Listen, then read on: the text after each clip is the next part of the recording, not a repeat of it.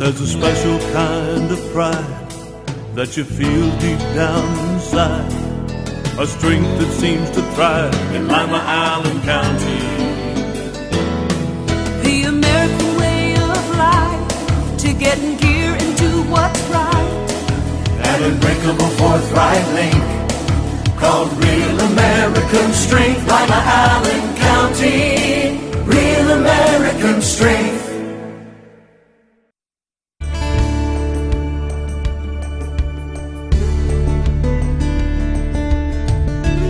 Keeping you up to date with what's happening in your community. Community Focus on GTV2. Thanks for joining us today on Community Focus. I'm Ann Decker, and Doug Durliat is in the studio today. He is with the West Central Ohio Manufacturing Consortium. And if you're looking for a job, he's got some training for you. Thanks for joining us. Well, thanks, Ann. Yeah, we're having another one of our free basic manufacturing classes. It'll begin on May 6th, and it'll run through the 22nd at Rhodes State College. It will be on Mondays, Wednesdays, and Fridays from 10 a.m. to 3 p.m. So it'll be 8 classroom days, 40 total contact hours, and if you successfully complete the class, you'd get certification, you'll get referrals to employers for job openings, you get information on job openings in the region. Rhodes State College and Apollo and other partners, they have job fairs and resume writing workshops and networking days and things like that that you would also get information on. So a lot of opportunities to enhance your chances of employment if you get through this program. What kind of training are you providing? It's basic math, some basic manufacturing terminology, safety, there's workplace or soft skills, quality. We actually have a person from Rhodes State College come in and walk them through a FAFSA application process. That's the free application for federal student aid. We want to encourage students to consider going into additional education beyond this basic pathway class to make them even more employable. And what this FAFSA application will do, it'll show the person that they may qualify for Pell Grants, which are it's money that you can get to pay toward your education, which you don't have to repay, as well as some lower cost student loans that you might have. And again, the trend in manufacturing, like many other areas, is more technology, which means you need more training. The basic class has been proving successful with a lot of people in getting employment immediately afterwards, but to really be serious about getting stable, well-paying jobs in manufacturing, we really encourage them to consider going for certification at Rhodes State, Apollo Career Center, or even go for an associate's degree in a manufacturing-related discipline. Are there manufacturing jobs available in our community? Every week I send out anywhere from 8 to 10 job openings, and again, most of them are on the high-tech end. Just sent some out, involving employers with some local machine shops primarily.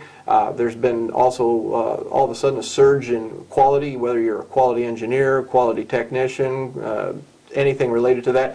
If you've got skills or if you're getting trained in tool and die, maintenance, machining, or welding, there should be pretty good selection of jobs to choose from in this region. And really, there's no reason that you should be unemployed if you really want to work. Right, and what we are telling people is that this is not going to be your silver bullet, this manufacturing class.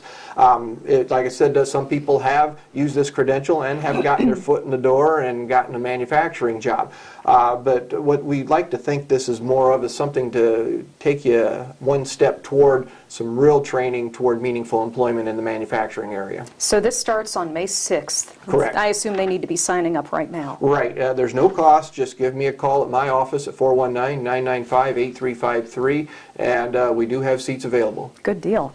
The other thing you've got coming up is a seminar on federal health care reform. Right. Good luck if you can explain it. Well, we'd like to think the speaker will be able to do that as well as anybody. Jonathan Archie, he's the Director of Government Affairs for the Ohio Hospital Association. This is a program that's aimed for employers. So if you're in HR or if you're management with an employer, especially in manufacturing, we have a free seminar which will be coming up on Thursday, May 9th at 1:30 on the Rhodes State College campus. And what Jonathan Archie will do is outline the federal health care reform mandates, which are scheduled to kick in January of 2014. So this could give you some time to make the necessary preparations. We're also asking that you reserve a seat because this potentially could have a lot of interest. And we reserved a room that has 75 seats. We want to allow enough time to move to a bigger room if that is necessary. But we are also asking people, as you RSVP, if you have a specific question to ask Mr. Archie, include that with your reservation, and he'll incorporate that in his presentation. That's wonderful. Is there a cost for this? It's free. We look at that as a service as part of our partnership with the Manufacturing Extension Partnership.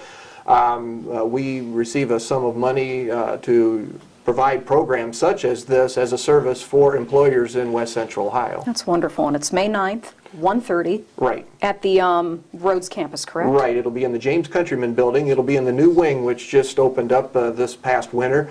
So room 173, and if there should be changes, we'll notify people accordingly. You never know, but we want to have a backup plan in case we need a larger room. And they just call you to RSVP? Actually, they'll email April Seibert. She'll take care of the reservations for this program. Okay, and do you have that email address? Well, it's seibert.a@rhodesstate.edu, and April spells her name SYBERT.A, and then at rhodesstate.edu. Okay, and if you're thoroughly confused, give us your phone number if people do have any questions. That's 419-995-8353. Okay, appreciate you coming in today. Thanks, Ann. You're welcome. Doug Durliat from the West Central Ohio Manufacturing Consortium. When we come back, we'll get an update on everything going on at the Lima Family YMCA, right after this on GTV2. It's spring and time to clean up everything, including the Ottawa River. Things get dirty over a long, cold winter, including Mother Nature. We need everyone's help. Be a part of this year's Ottawa River cleanup and help make our community a better place to live. Join your neighbors for a fun-filled, rewarding day along the Ottawa River. It's up to you and me to keep Allen County beautiful and litter-free. So come on, go outside, get some fresh air, and get with the program, the Ottawa River Cleanup Program. Allen County needs you and your friends. Help keep the youth of Lima safe by donating to Lima Safety City today. Hello, I'm Chuck Eichelberger from the Lima Noon Optimist Club. Safety City is a very important part of the Lima community. The Optimist Club is renovating Safety City and it needs your help. Donations can be made by going to the website limasafetycity.org. You can also send a donation to Lima Noon Optimist Club, P.O. Box 428, Lima, Ohio 45802. Help keep the youth of Lima safe by donating to Safety City today. Reduce, recycle, reuse. Allied Waste Services and the City of Lima encourage you to live green by recycling all that you can. Recycling promotes green living by reducing the amount of waste materials buried in landfills. This saves money, natural resources, and energy. Keep our environment healthy and start recycling today. Allied Waste Services is committed to a clean environment. Contact us today for your recycling needs. Visit our website, republicservicesohio.com, to learn more about recycling today. I didn't want to be touched.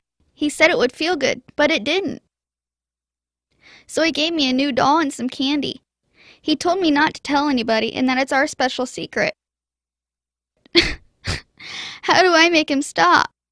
Say no. Run away. Scream. It's okay to tell an adult you trust if someone is hurting you or making you uncomfortable. Feel safe. Feel strong. Feel free. We're back on Community Focus. I'm Ann Decker, and Terri Averisch is in the studio with us now from the Lima Family YMCA. And you guys have a busy spring, and you're already looking ahead to summer. But we've got, I guess, coming up first is Healthy Kids Day, April 27th. Yeah, Saturday, April 27th from 10 a.m. until 1 in the afternoon, we're going to be sponsoring a family health fair. And we do want the kids to be accompanied by parents, but there's a lot of different booths and activities going on for the kids to really encourage healthy lifestyle changes, activity and good nutrition and educational things that the kids can do. We will have the fire department there, they'll have the smokehouse and the dog, and we'll have a lot of different agencies with fun activities. They'll be doing something about nutrition, and they'll be doing some kind of a activity with gymnastics, kind of a circuit set up for the kids, and the rope climb will be out. There's a bounce house.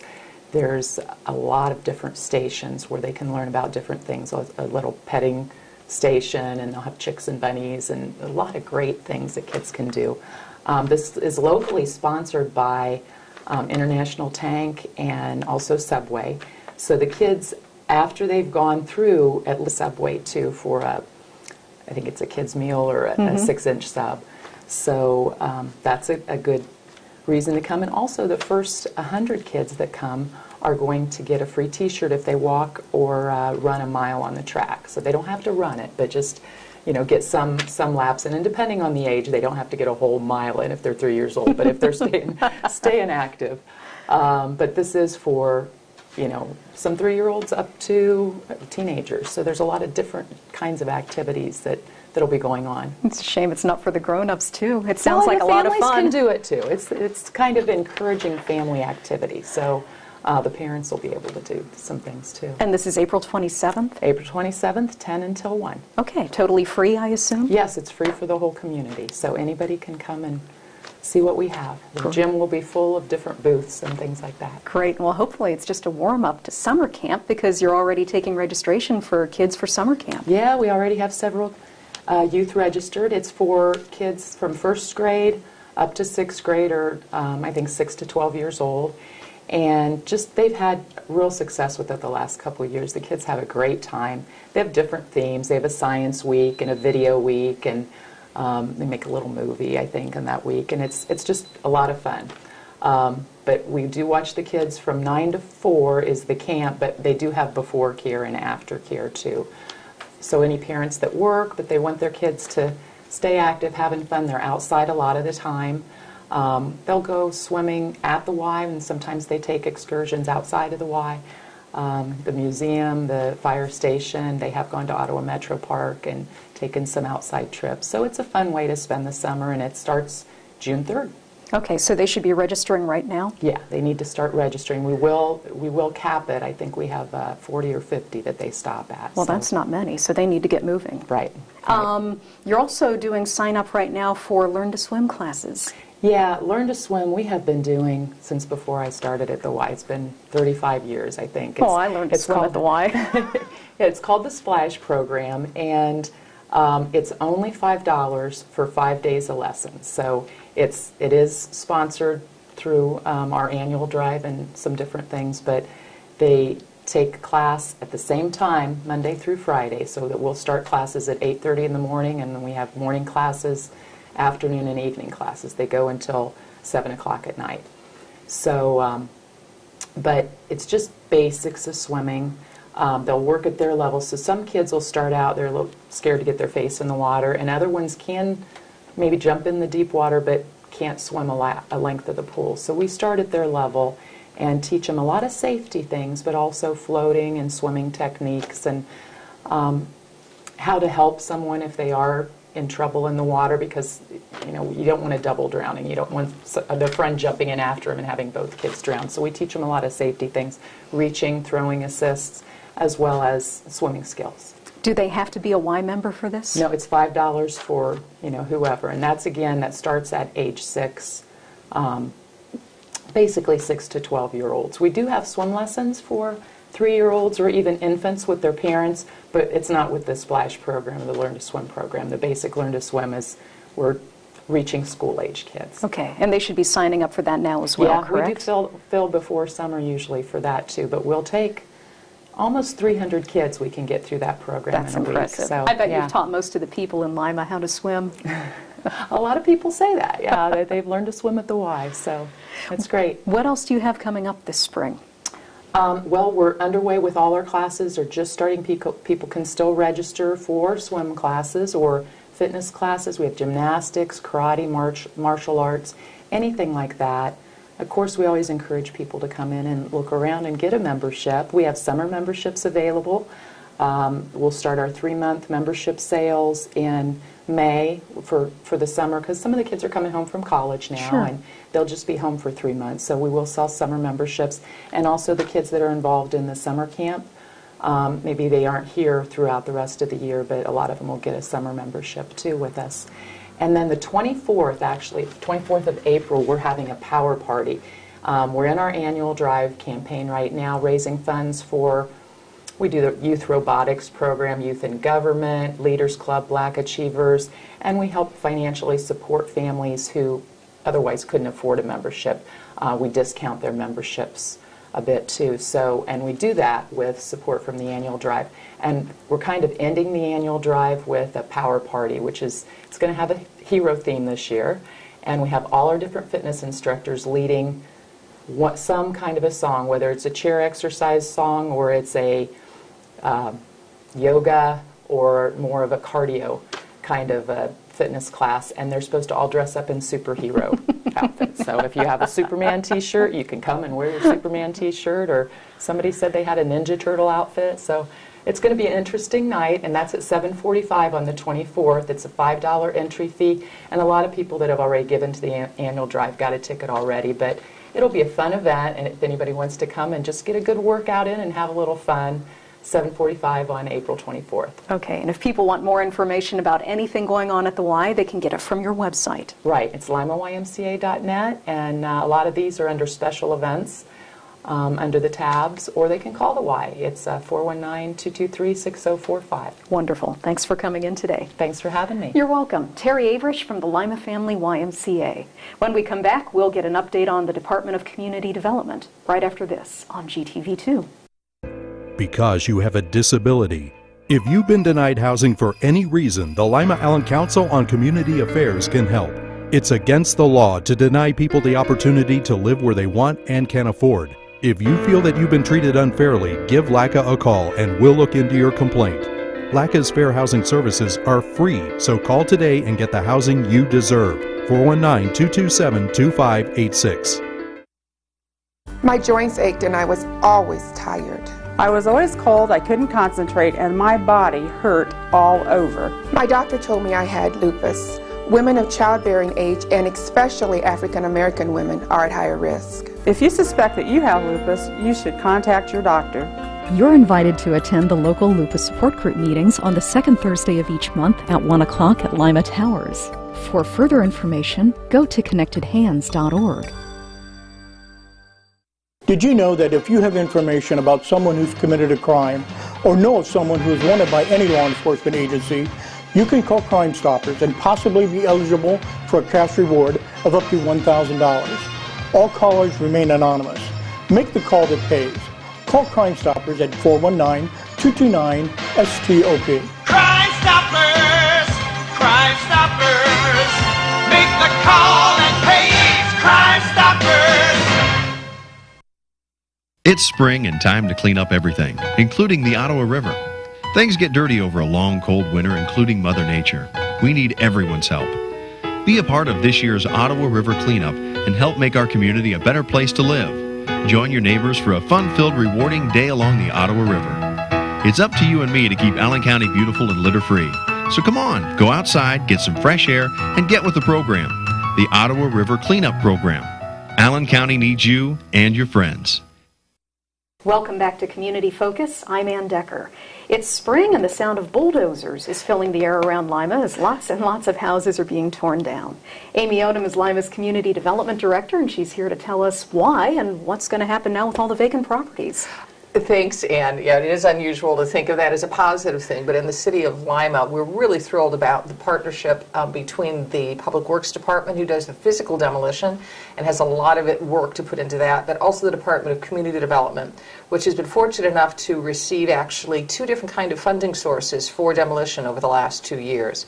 The Department of Community Development is basically the bookkeeper. We go out and find the money and then make sure it's administered to the standards the grantor wishes it to be. But what that's done is resulted in over 200 demolitions in the last year, and we expect another 100 by the end of 2014. That's a bunch. Do you have any idea what kind of a percentage of houses in Lima that represents? It's a very good question, Anna. One that's asked often is that the city of Lima has about 16,000 housing units, but we anticipate that there's at least another 1,000 that we can remove, simply because the city was built to a maximum of about 53,000 people. We only have 36,000 at this time. So why are so many of these houses being torn down right now? Because of the availability of funds. Many communities over time take out properties as they become dilapidated. We've never had that funding opportunity. We're using NSP funds, which were recovery funds, which were Neighborhood Stabilization Program funds, which allowed us to take 220 down through the mid-year of this year. We'll be receiving from the Ohio Attorney General, Moving Ohio Forward funds. That also allows for demolition funds, and we anticipate 45 being done by the end of July, and with our fingers crossed and another allocation coming forward, we have a very good chance of receiving more funds going into 2014. How do you determine which ones are being torn down? The properties are identified by the building commissioner, Mr. William Brown, who meet a certain set of criteria. Blighted, vacant, and deteriorated. They must first be uninhabited for at least 90 days. And then a variety of different criteria come into play. If they are over 50% of the repair, it would cost more than 50% of the cost of the home to repair it, and also obviously other structural issues which cause either lack of sanitation or are just structurally unsafe for the community. And what about the property owners? Where does this come into play? The property owners themselves are responsible for taking down the properties. They do receive a legal notice asking them to do so, and they get to keep the property even after the city takes down the home. However, the cost of those demolitions are not paid out of your pockets, dear taxpayers, but actually are sent on to the owner. Therefore, if they are unable to pay, it does go on their property taxes. If they are unable to pay the property taxes, there is an opportunity for acquisition of that property by the City of Lima to make it available for redevelopment. So if it goes into tax delinquency and the delinquency exceeds the market value of the property, or if it has been delinquent for over 4 years, it can be moved into the City of Lima's land bank program to be assessed for reuse and redistribution. Does that happen often? The City of Lima has had our land bank for 10 years, and it's a small program. Unlike very large cities, we have handled probably about 200 properties over the last 10 years. But we've never had the number of vacant and abandoned lots being created by demolition and the opportunity for homeowners to perhaps add more space to their yards, or even build a new home, or aggregate a large piece of property for business development. Well, if somebody's living, down the street here, I noticed we just had a property taken down, and if the next door neighbor is interested, what do they do? If you have an interest in a vacant property, you would contact the City of Lima's Department of Community Development with our land bank program. Peter White is our land bank officer who would help that person assess if it is eligible. It would need to be, again, tax delinquent, and there is several different legal mechanisms that the state allows the city to use to acquire those properties. So it's a little different. We say that there are several different flavors of land bank, and that if you do have an interest, the best thing to do is just to call and find out if it is tax delinquent and what program we may be able to use to help you acquire that property. And in many cases, it's pretty darn cheap. Absolutely. Land bank, through our simplest program, which is a partnership with the county, allows someone to acquire that property for only $250. Amazing. It's a wonderful, wonderful partnership with the Allen County Auditor and Allen County Treasurer, who allow us to expedite the acquisition of that property at a very, very low cost. So that's the flavor of land bank we like to use most frequently, because everyone wins if we can move it along in a cost-effective manner. Well, and yards in Lima are so small. What a great opportunity for a homeowner to double their property, in property value, property size. Absolutely. The demolition program that the Public Works Department has been running has been great for a lot of reasons. It not only removes a blighted property, it actually increases the value of the properties around it because the blight is removed, and it provides a piece of land that can be put back into tax producing and also just functional use. So we really encourage people that if they see a piece of property to give us a call, and we'll see if it can be made eligible. Another thing to remember, Ann, is that if the land bank can't help you, we can tell you that and perhaps direct you with some information to contact the owner or maybe the county, who could help you continue your quest for that. Okay, if people do want more information, where do they call? If they're interested in the City of Lima's land bank program, they can contact the Department of Community Community Development at 419-221-5146. All right. Thank you for coming in today. Thank you, Ann. You're welcome. Amy Odum from the Department of Community Development. I'm Ann Decker, and this is Community Focus on GTV2.